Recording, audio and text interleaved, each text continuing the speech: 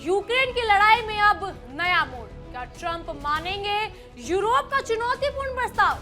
रूस यूक्रेन शांति वार्ता में अचानक बढ़ा तनाव, यूरोप का 24 सूत्री शौक। जी हाँ, नमस्कार दोस्तों, आप देख रहे हैं इंडिया डेली का डिजिटल प्लेटफॉर्म और मैं हूं आपके साथ तान्या ज्ञान। नमस्कार, मेरा नाम है जिया कौशिक। दुनिया की राजनीतिक रणभूमि पर एक बार फिर रूस यूक्रेन युद्ध ने ध्यान खींचा है।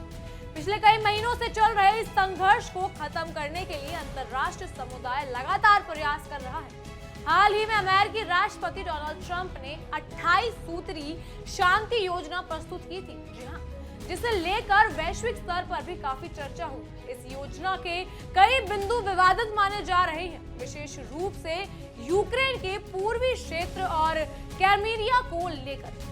ट्रंप प्रशासन का प्रस्ताव रूस के हितों पर आधिकारिक झुकाव दिखाता है और यूक्रेन की संप्रभुता पर भी सवाल खड़े करता है।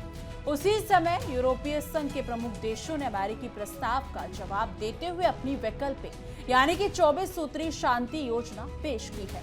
ब्रिटेन, फ्रांस और जर्मनी ने संयुक्त रूप से ये योजना तैयार की है, जो पूरी तरह से यूक्रेन के हितों को प्राथमिकता देती है। इस योजना में जोर दिया गया है कि किसी भी शांति समझौते में यूक्रेन की संप्रभुता और क्षेत्रीय अखंडता का सम्मान होना अनिवार्य है। ये पहल अमेरिका और रूस के बीच जारी वार्ता के दौरान सामने आई, जब जिनेवा में अमेरिका योजना में संशोधन को लेकर गहन चर्चा चल रही थी। बिल्कुल, ट्रंप द्वारा प्रस्तुत 28 सूत्री योजना में यूक्रेन से अपेक्षा की गई कि वो अपने पूर्वी क्षेत्रों डोनबास और क्रिमिया को रूस को सौंप दे।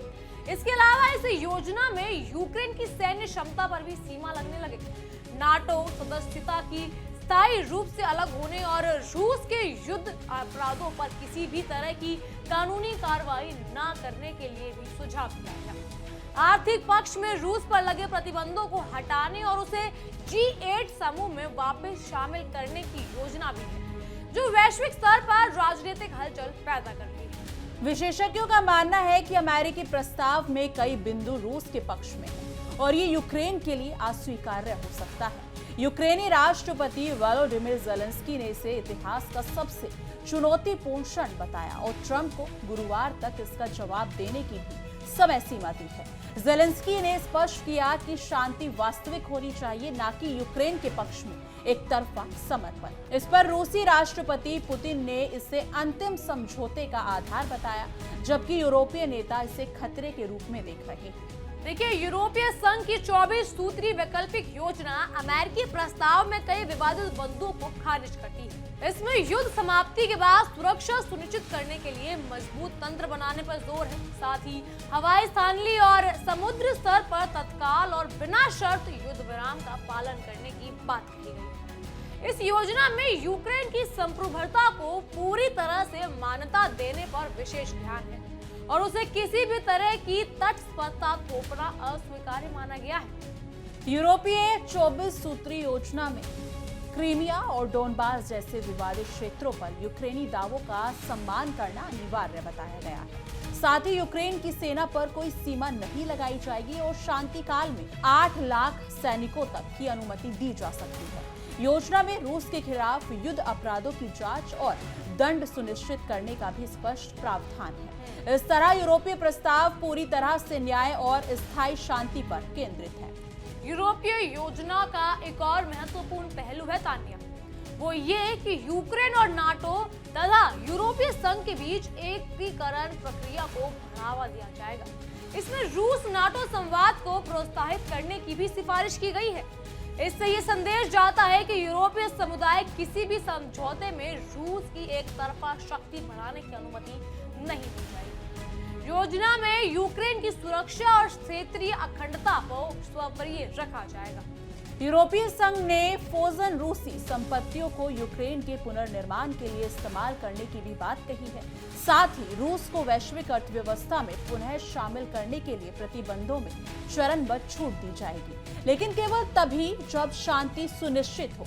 ये स्पष्ट करता है कि यूरोपीय संघ की प्राथमिकता रूस की आर्थिक लाभ नहीं, बल्कि स्थायी शांति और न्याय है। बिल्कुल, अंतर्राष्ट्रीय स्तर पर ये योजना शांति प्रक्रिया में एक नए दृष्टिकोण को प्रस्तुत करती है। अमेरिकी योजना जहां विवादास्पद और रूस अनुकूल लग रही है, वहीं यूरोपीय योजना यूक्रेन की संप्रभुता और अधिकारों की रक्षा पर केंद्रित है। इससे वैश्विक राजनीति में यूरोपीय देशों की भूमिका मजबूत होती दिख रही है और ट्रंप प्रशासन के प्रस्ताव पर प्रभाव पड़ सकता है। विशेषज्ञ मानते हैं कि यूरोपीय 24 सूत्रीय योजना न केवल राजनीतिक दृष्टि से महत्वपूर्ण है, बल्कि वैश्विक स्तर पर संघर्ष प्रबंधन और न्याय के लिए भी एक नई मिसाल स्थापित कर सकती है। ये योजना शांति और सुरक्षा के लंबे समय तक टिकने के लिए प्रावधान करती है और किसी भी पक्ष को अस्वीकार समझौते पर मजबूर नहीं करती। बिल्कुल, ट्रंप की अमेरिकी योजना को लेकर अंतर्राष्ट्रीय चर्चा अभी भी जारी है।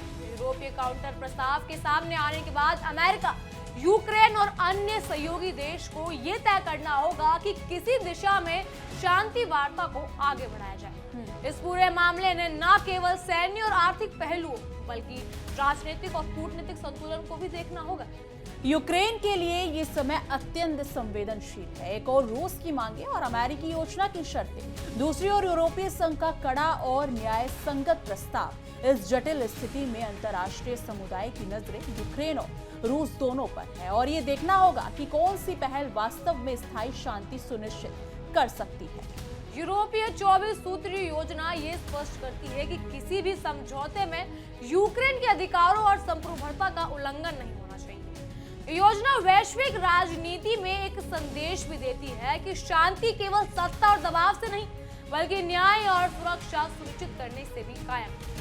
ये पहल यूरोपीय संघ की कूटनीतिक समझ और संघर्ष समाधान की क्षमता को दर्शाती है। यह स्पष्ट करती है कि वैश्विक शांति में यूरोपीय दृष्टिकोण महत्वपूर्ण है और किसी भी अमेरिकी या रूसी दबाव में बिना सोच विचार के समझौता नहीं किया जा सकता।